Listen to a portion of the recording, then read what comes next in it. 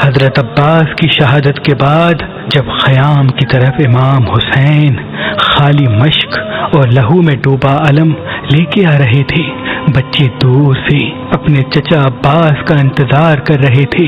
جیسے ہی علم کو دیکھا تو بی بی سکینہ نے کہا میرے چچا عباس آ رہے ہیں۔ بس خالی مشق پہ جیسے ہی نظر پڑتی ہے آپ اپنے بابا سے لپٹ کے فریاد کرتی ہیں کہ اے میرے بابا، شاید ان ظالموں نے میرے چچا کو بھی شہید کر دیا، میں ان کے لیے بد دعا کرتی ہوں۔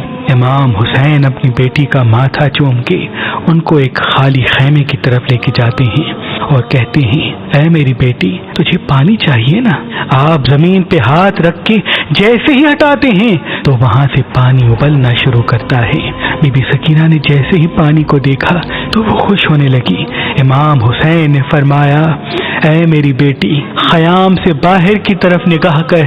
جیسے ہی بی بی سکینہ باہر کی طرف دیکھی تو لاتعداد انسان ہیں جو اپنی زبان باہر نکال کے حسرت سے بی بی سکینہ کو دیکھ رہے ہیں۔ امام حسین نے فرمایا اے میری بیٹی، اگر آج تم نے یہ پانی پیا تو قیامت تک تمہارے نانا کی امت حوض کوثر سے محروم رہے گی، اسلام سے محروم رہے گی۔ بی بی سکینہ نے کہا اے میرے بابا، اگر میرے نانا کی امت کی شفاعت کے لیے میرا پیاسا رہنا ضروری ہے تو میں پیاس برداشت کر لوں گی، ہر ستم برداشت کر لوں گی۔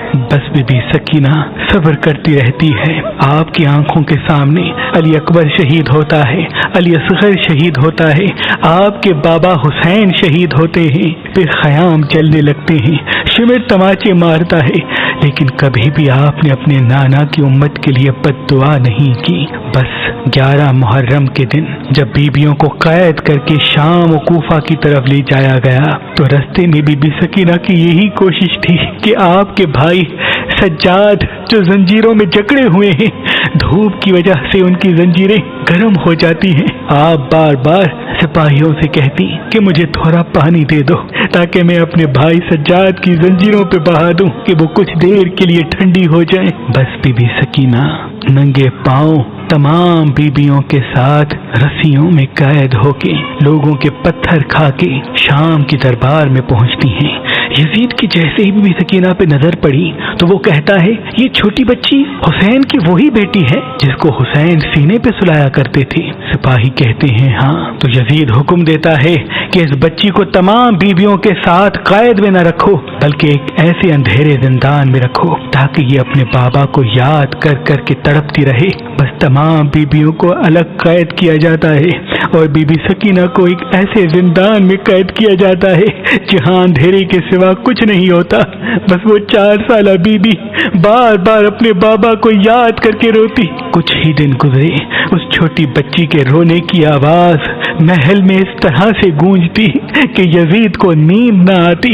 تو یزید یہ کہتا ہے کہ امام حسین کا کٹا ہوا سر اس بچی کے پاس بھجوا دو، جب یہ کٹا ہوا سر دیکھے گی تو خود چپ ہو جائے گی۔ بس امام حسین کا سر جیسے ہی بی بی سکینہ کے پاس زندان میں پہنچتا ہے، آپ اپنے بابا کے سر کو دیکھ کے اس سے لپٹ جاتی ہیں اور زار و قطار رو کے کہتی ہیں اے میرے بابا، میں قدم قدم پہ سختیاں سہتی رہی، پتھر کھاتی رہی، لیکن کبھی بھی میں نے اپنے نانا کی امت کے لیے بد دعا نہیں کی۔ امام حسین کی آنکھیں کھلتی ہیں اور آپ فرماتے ہیں اے میری بیٹی سکینہ، اب سو جاؤ، میں تمہیں اپنے ساتھ لینے آیا ہوں۔ بی بی سکینہ اپنے بابا کے سر پہ اپنا سر رکھ کے سو جاتی ہے۔ بس زندان میں خاموشی ہو جاتی ہے۔ جیسے ہی سپاہی آ کے دیکھی تو بی بی سکینہ دارالفنا سے دارالبقا کی طرف کوچ کر لیتی ہیں۔ امام سجاد کو علم ہوتا ہے، آپ اور تمام بیبیاں زار و قطار روتے ہیں۔ آپ 3 دن کا اکٹھا پانی منگواتے ہیں اور چاہتے ہیں کہ اپنی بہن کو غسل دیں۔ تاریخ نے لکھا جیسے ہی بی بی زینب نے بی بی سکینہ کو غسل دینا شروع کیا تو اچانک سے رونے کی آواز آتی ہے۔ امام سجاد آ کے پوچھتے ہیں اے میری پھپھی ماں، آپ رو کیوں رہی ہیں؟ بی بی زینب فرماتی ہیں کربلا سے لے کے کوفہ تک، کوفہ سے لے کے شام تک بی بی سکینہ ایک ہی لباس میں رہی ہے اور بار بار یہ بچی تازیاں کھاتی رہی ہے۔ بی بی سکینہ کا لباس ان کی کھال سے اس طرح سے مل چکا ہے کہ جب ہم غسل دینے کے لیے آپ کا کرتا اتارتے ہیں تو آپ کے جسم کی کھال بھی ساتھ چلی آتی ہے۔ اے میرے بیٹے سجاد، بتا اب بی بی سکینہ کو غسل کیسے دیں؟ امام سجاد فرماتے ہیں میری بہن سکینہ کو اسی پھٹے ہوئے کرتے کے ساتھ تدفین کرتے ہیں۔ یہ میری چھوٹی بہن اسی حال میں قیامت کے دن اپنے نانا رسول اللہ سے ملے گی۔